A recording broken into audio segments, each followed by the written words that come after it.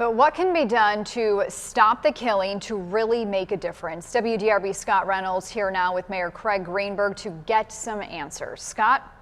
Well, thanks so much, Fallon and Gil. Mayor, this is not the way that Louisville wanted to make national headlines, of course, and it was in the news again today. 2 shootings, same bus stop in 1 week. 1 young woman is now dead. You know, we're not going to get the National Guard here like D.C. That's a special case with what's going on there. We're not going to do what El Salvador has, and that's like a policeman on every corner and almost a militaristic state. So what can we do? Give us something specific that, you know, the city can maybe do that we haven't done before. Well, we're always open to new ideas. We're going to continue to make progress here, but everyone, I think, is right, what you just heard. Everyone can play a role.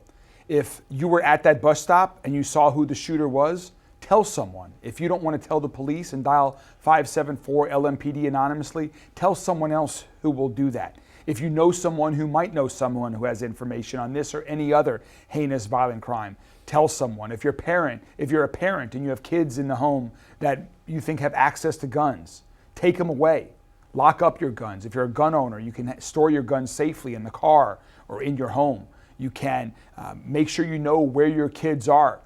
There's so much that everyone can do. If you're a judge, you can hold individuals accountable when the police do their job and arrest people. If you're a legislator, you can pass laws to get illegal guns off the street and to stop our kids from having guns like they clearly have too many of. And if you don't know how you fit into any one of these other categories, you can volunteer. You can help out organizations like the Boys and Girls Clubs, Big Brothers, Big Sisters, the Y that you just saw right there where this tragic shooting happened in front of. There is so much everyone can do at the city. We're going to continue to work with the community and everyone who wants to take action, because while we have made great progress, it is not enough. We must do more. We must move faster. We must save more lives. LMPD has talked about the change in gangs. No longer maybe 2 or 3 big gangs where, you know, you could infiltrate, you could have some intelligence and maybe a gang unit, but smaller groups getting into what now are really deadly conflicts. Can police possibly get the intel to intervene and catch kids with guns and deadly intent before it's too late? Well, you know,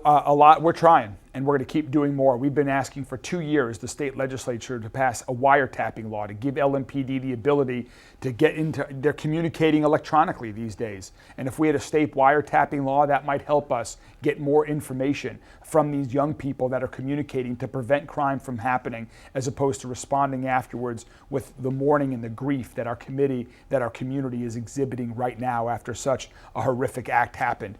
And so that would be one thing that we could do. Our police are out there. I thank all of the law enforcement that are working so hard on this and other cases to bring justice and to prevent crime from happening in the first place. You know, Superintendent Yearwood talked about JCPS and the responsibility of family. Yep. But so many of these crimes, specifically when we're talking about juveniles, the honest truth is, you know, there's not a big faith base in some of these kids, and there's not a father figure in these kids' lives, and they end up in this kind of trouble. Where does the responsibility fall? It seems to go to JCPS, and then people are hollering at LMPD for not fixing a problem. How do we get those kids on the right track? Yeah, blaming anyone right now is not going to be helpful, but let's look at what can do. Of course, it starts with parents or guardians.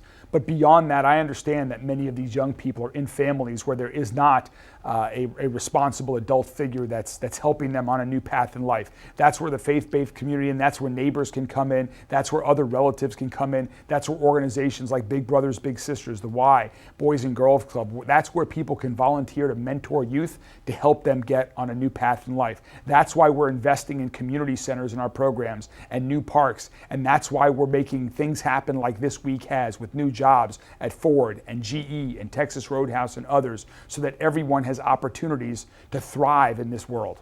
You know, in the old days, we think about getting out of high school, going to college, and figuring out a career.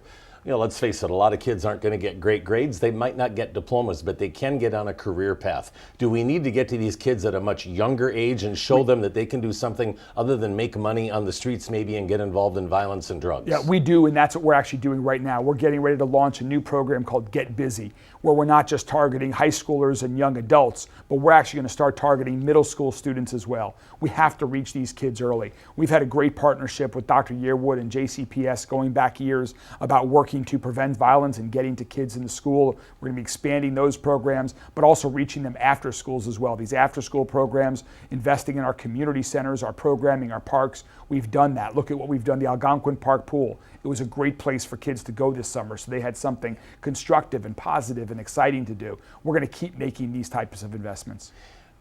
The talk about a juvenile detention center here. Yes. On the one hand, you just can't throw them in a juvenile detention center and expect them to come out and get different results. So what do we need as far as incarceration of youth, especially the juveniles committing crimes, and what can be done to make sure that they get on a better path? So the recidivism rate, which we see we get these rap sheets and they're so long you can't believe it. So first, Scott, let me say is we need to get the juvenile detention center reopened in Louisville as soon as possible.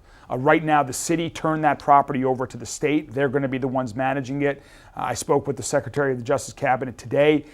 Contractor has been awarded. They're in the building. It's expected to be done in early 2027. I've asked, as have others, what can we do to speed that up? Is there anything that we can do to get the juvenile detention center open locally here ASAP? And then, of course, we need to make sure that there are services in there. The state's going to provide some. We want to provide more to provide the services that we need to these kids to get them. But we have to hold people accountable. I don't care if you're 15 years old or if you're 25 years old or 35 years old. If you use a gun and you're pulling that trigger to harm somebody, you need to be held responsible. And we need our judiciary to hold these individuals responsible with punishments that are not measured in months, but are measured in significant numbers of years. That is unacceptable on the streets of Louisville, in any neighborhood in our city. So what you might be talking about there is a change in law and a change in the way cases are handled in the court system, because we're even hearing in DC now about kids, especially the youth, being recruited to commit crimes because they know it's a slap on the wrist, they're back out. I mean, it can be multiple crimes before there's serious consequences. We need to hold people accountable for their actions, for justice and for closure for the victims and their families, but also as a deterrent. We don't want to lock people up. But if people are going to commit a crime, there have to be consequences. My preference is to get to them before, and that's what our Office of Violence Prevention is doing. That's why we're investing in parks and community centers and libraries and pools and organizations that are doing this type of outreach work to help kids get on a positive path in life, to get them good jobs, to let them really pursue their hopes and dreams. Police presence, how important is that? Do we need more police walking the streets on bicycles, whether it's on horses, in their patrol cars, making connections in the community? We talk about it a lot. We hear about it a lot.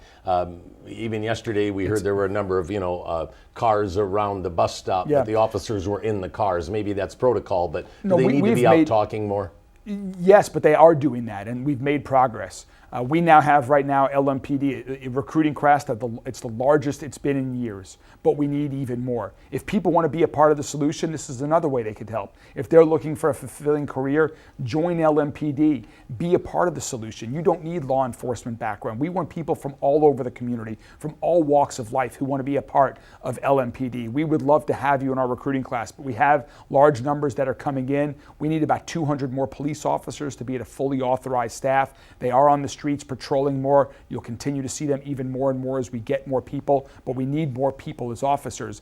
They want to be out there. The chief wants them out there. I want them out there. They've been out there.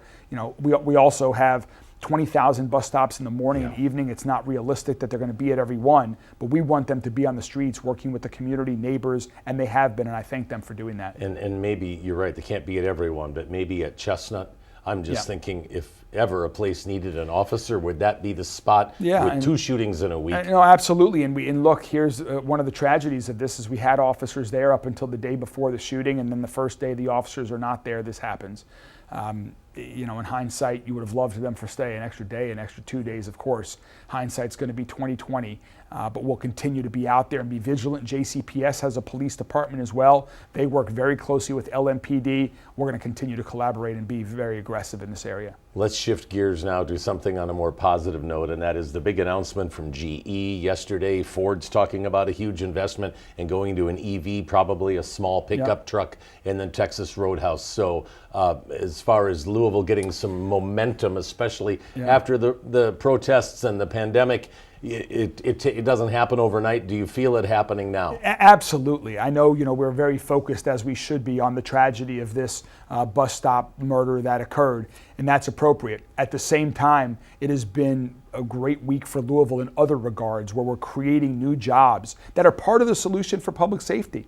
As we have more jobs, more opportunities for people are going to decide to go on that path and not down a dangerous path like we just had. So the fact that Ford has invested $2 billion and is retaining so many thousands of jobs here to really establish Louisville as the advanced manufacturing center of the universe. GE, 800 new good-paying jobs right at its world headquarters in Appliance Park, again innovating. And then Texas Roadhouse. A lot of people don't know this, Scott. The Texas Roadhouse is headquartered in Louisville. It was started here. It's been here all along, and now they just bought their buildings. They're growing with their home base here. This provides more opportunity for Louisville families across the entire city. We've got this great momentum. We need to keep it going to create even more jobs, to help have even more revenue to invest in our communities, in our neighborhoods, in public safety, and in people who might have been overlooked in the past. Mayor Greenberg, thanks for coming in today. We'll have you back again soon to get an update on how it's going with crime in the city and more as well.